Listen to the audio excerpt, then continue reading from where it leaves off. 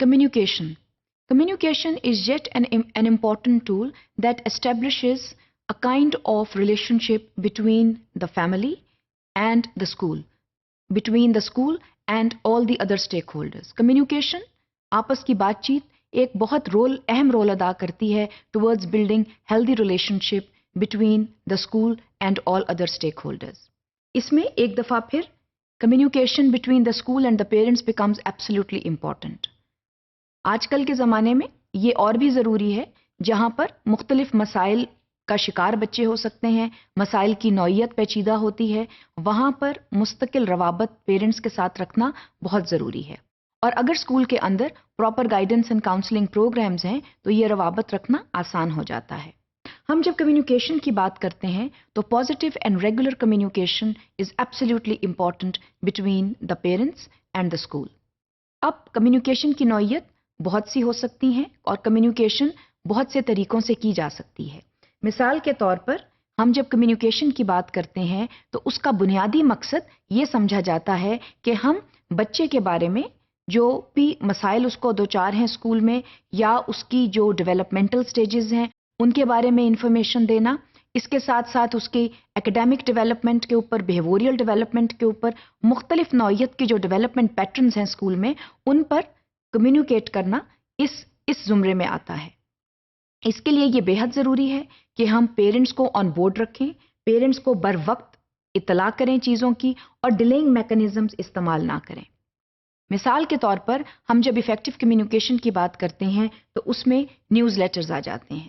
News letter کے ذریعے کیا ہوتا ہے؟ نیوز لیٹر کے ذریعے آپ اسکول کے بارے میں یا اسکول کے اندر ہونے والے ایونٹس، ایکٹیویٹیز کے بارے میں پیرنٹس کو انفارم رکھتے ہیں. So parents also see eye to eye in what is happening in the school. It is very important to keep the parents informed about the day-to-day happenings in school. And newsletter is one of the active mediums through which this can be accomplished. اس کے ساتھ ساتھ personal phone calls بھی کام آتی ہیں اور ایک کارآمد طریقہ ہے پیرنٹس کے ساتھ کمیونیکیٹ کرنے کا. So what is required here is a constant level of communication between the two parties, the school and the parents.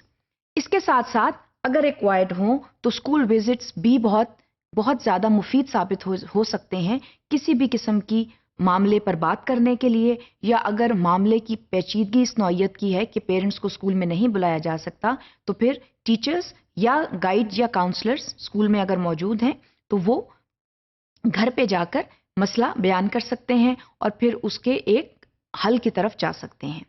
اس طرح there are different communication channels that can help in the establishment of better communication skills between the parents and the school.